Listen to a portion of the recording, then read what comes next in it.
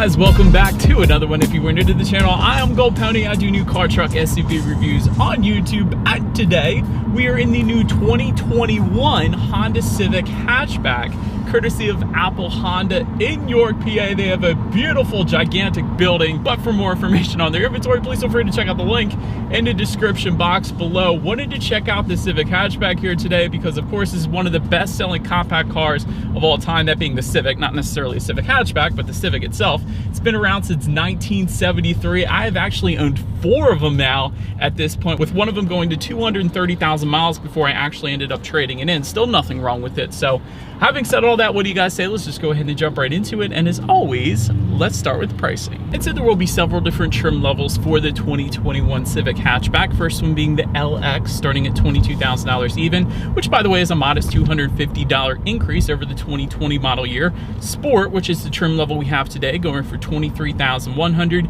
EX for $24,500, and lastly the Sport Touring for $28,400. And so with all that being said, I do believe Honda plans on bringing the EXL trim to the 2021 model year as well. However, it's just not out quite yet. It will be available more than likely at a later date. But regardless of trim level that you go with, the power plant on the Civic Hatchback is going to be the same. Powering this little beast is going to be a 1.5 liter turbocharged inline 4-cylinder, putting out 174 horsepower at 6,000 RPM, or 180 horsepower if you go with the sport trim level that we have today. Then 162 pound-feet of torque available from the power band of 1,700 to 5,500 RPM. Again, 177 pound-feet of torque if you were to go with the 6-speed manual of the sport trim level. Power is going to be sent to the front wheels through a 6-speed manual, like I was saying, or a CVT, which is the one we have today. And by the way, the CVT does come with paddle shifters as well. 0 to 60 time comes in at approximately 7 seconds flat. Redline is going to come in at 6,600 RPM, top speed 131 miles per hour, with MPG numbers coming in at 29 city, 37 highway for the 6-speed sport, 29 city, 35 highway for the CVT sport, and for the LX and EX trim levels, it actually jumps up quite substantially to 31 in the city, 40 on the highway. If you wanted a little better MPGs, those might be the trim levels for you. But so that before we test out the paddle shifters or the acceleration or anything like that, I did want to mention there are a couple different drive modes for the Civic Hatchback as well. One of them being a sport mode, which is simply where you just take the shifter and slide it all the way to the back. It does adjust the gauge setup a little bit, and it does also immediately downshift for you. So it is going to hold the RPMs at a much higher level, and you can also use that as a manual shift mode as well. So I apparently have it in this simulated 5th gear. I put it that way because it's a CVT transmission, but it does kind of allow you to shift through the gears, and actually it kind of feels like an automatic when you do that. I gotta be honest, some of the CVTs that you play around with paddle shifters, they aren't that great, but this one actually simulates an automatic transmission quite well. So I will say well done, Honda there. But so then the other drive mode that Honda has put in this one is the Econ button, the Econ mode.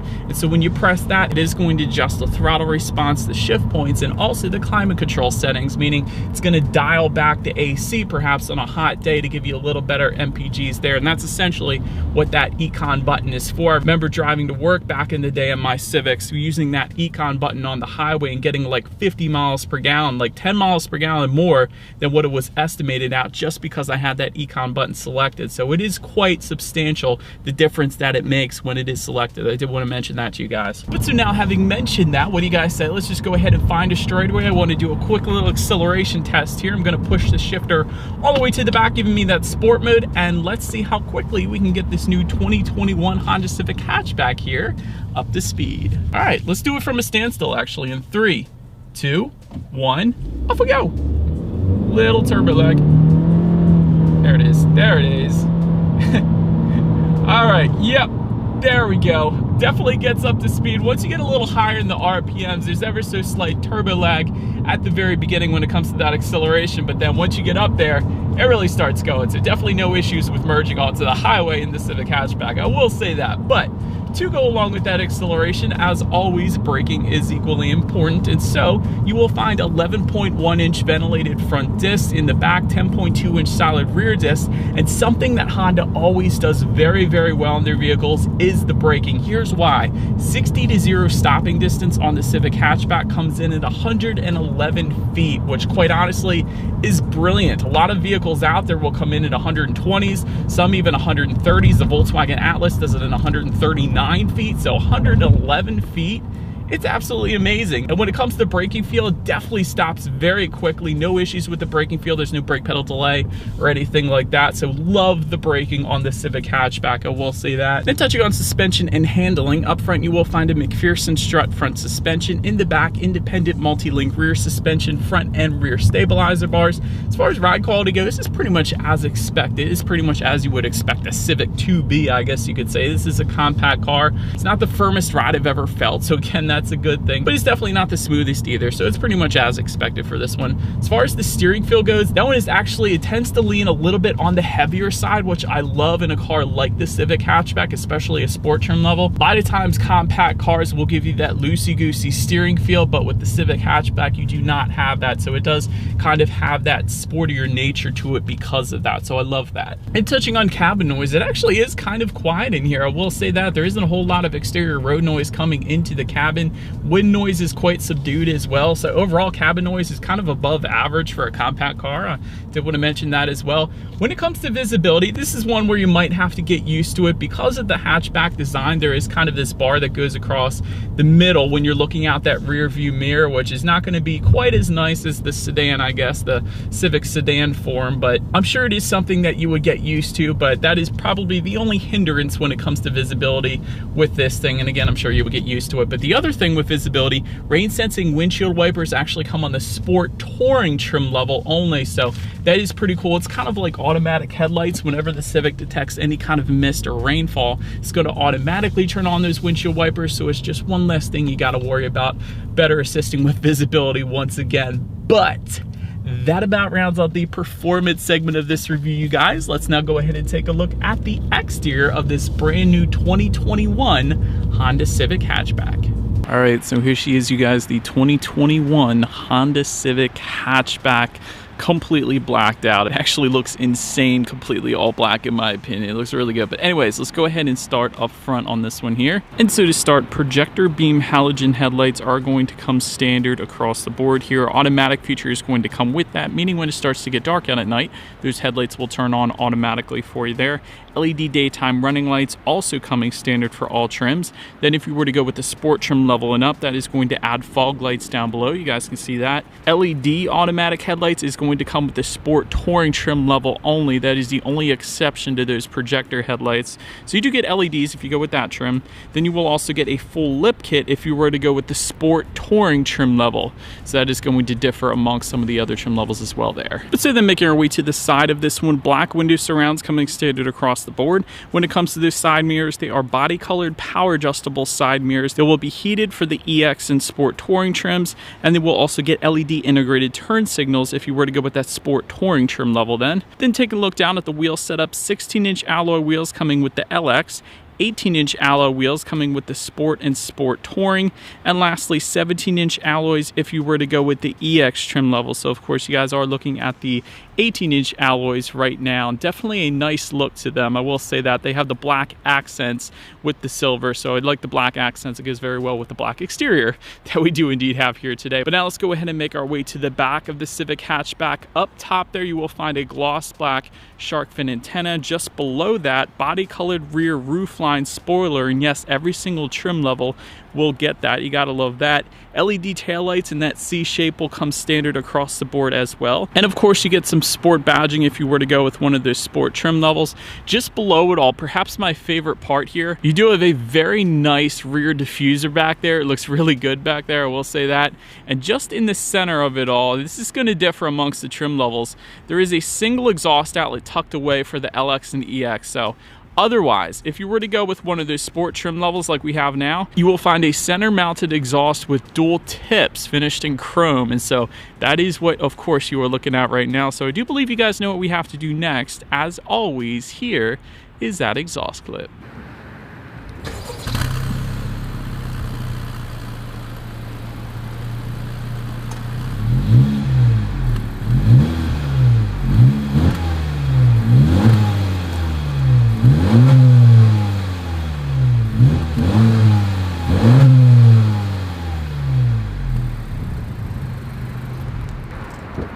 so but now since we are around back of the Civic hatchback, when it comes to opening that rear hatch, there actually is a button on the key fob. That's probably the easiest way. There's also a button on the hatch itself, but once opened up, cargo capacity comes in at 25.7 cubic feet.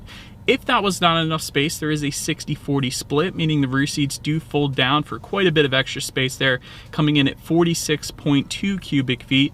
There is, of course, also a rear cargo cover back there. It's always important with hatchbacks. Also some rear cargo lighting back there as well. But then making our way up to the rear legroom, that comes in at an even 36 inches. So for reference, I'm an even 6 feet tall. This is how much space I had back there. And one of the things I like about the rear legroom in the back of the Civic here is that the back of those front seats is not a hard plastic, so you do have a little bit of give if you're a little taller of a person, for your knees at least. So you could push in the back of those front seats a little bit if you did need a little more space. So I do love that that is there, because sometimes it's plastic and then you don't have that. But anyways, rear center armrest with cup holders is going to be available on the upper trim levels. You will also get heated rear seats for the Sport Touring trim level only, if you wanted to spoil the rear passengers a little bit back there. But other than that, it's a pretty basic setup back there. You have a cloth leather combination for those rear seats. But then making our way up to the front seats now. Manually adjustable cloth seating coming with the LX and the Sport trim level.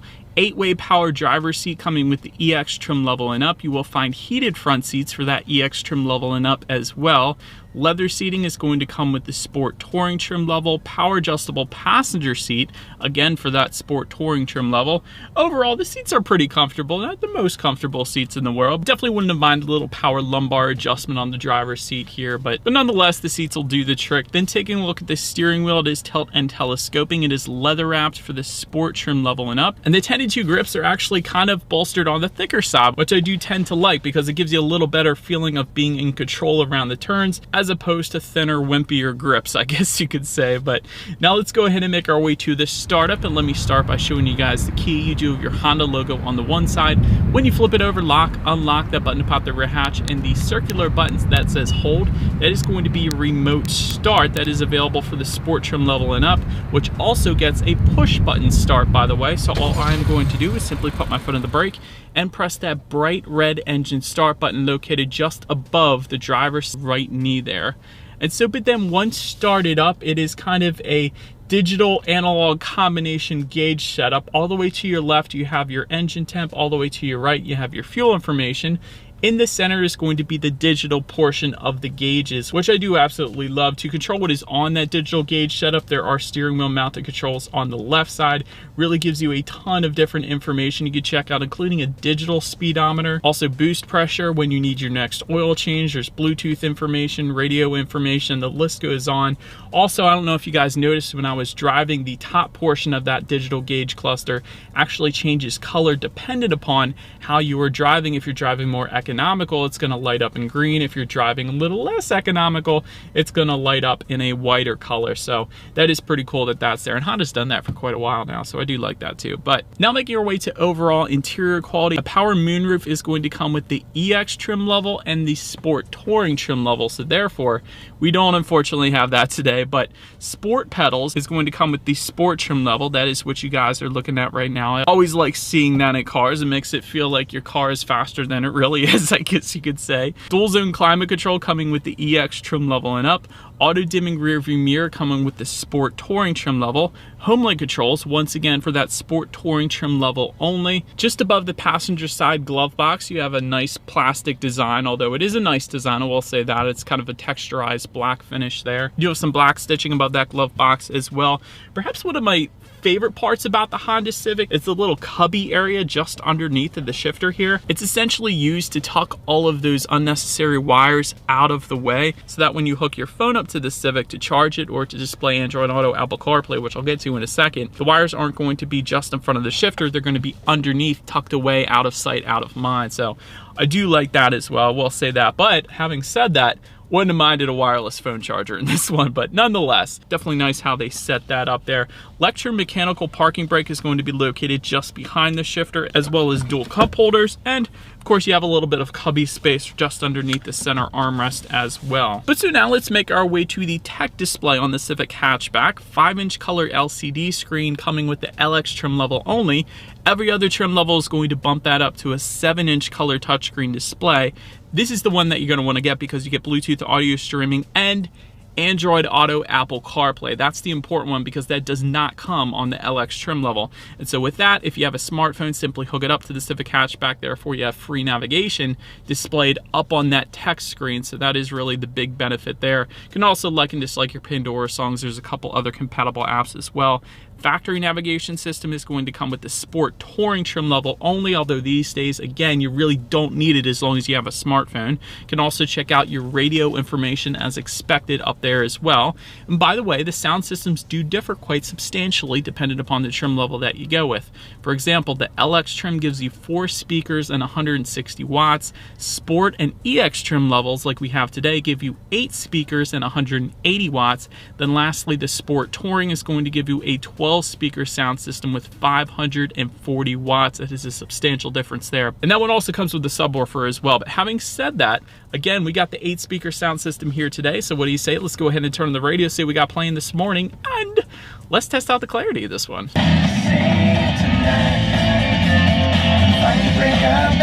It's nothing really crazy. It's definitely fine. It's 8 speakers, so you got a decent amount of clarity because of that. Not the most bass in the world, but if you guys do value music and that sound system, go with the Sport Touring trim level. That's the only way you're going to get it. But last thing I wanted to mention to you guys on that tech display is when you do put this one in reverse, of course, you do have a rear view camera coming standard across the board, letting you know who or what is behind you, which is always going to lead us into safety. And so to start, IIHS top safety pick when equipped with LED headlights. And that, of course, is just the Sport Touring trim level there. Front side curtain airbags do come standard. In the back, you're going to have latch, aka lower anchors and tethers for children for the rear car seats. Rear child door locks back there, tire pressure monitoring system. It's all pretty basic stuff at this point, but of course, you do have Honda sensing coming standard across the board as well. And so that is going to include a collision mitigation braking system, road departure mitigation system, adaptive cruise control, lane keep assist, forward collision warning, and lane departure warning as well. In addition to that, all trim levels also give you automatic high beams as well. That's a pretty cool feature. That means when you have your high beams on at night and a car starts to approach you in the opposite direction, the car is going to automatically dim those high beams or put it back to normal, so you don't have to worry about going back and forth constantly, and then it puts it back onto high beams again. So it's a pretty cool feature. It's a automatic thing there for you. Honda Lane Watch is going to come with the EX and the Sport Touring trim levels. I think you guys probably know what that is already. But so overall, when it comes to my final thoughts here of the Honda Civic Hatchback, it is a top safety pick when equipped with the LED headlights, although a lot of vehicles these days are giving you LED headlights coming standard even on the bottom trim level. So wouldn't have minded some LEDs coming standard across the board. Nice driving dynamics, I will say that though. The handling is very nice in this one.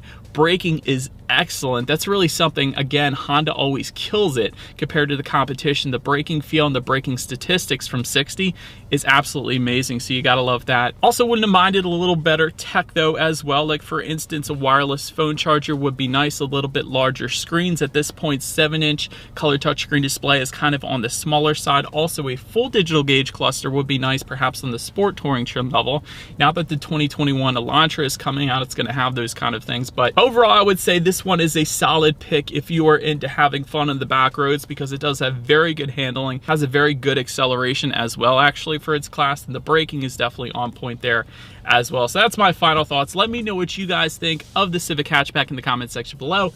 That is about it for this one, you guys. Thank you so much for watching. Feel free to follow me on social media if you wanted to see which car is next coming to the channel. Be sure to hit the subscribe and the bell notification button if you're into new car reviews. That is what we do here after all.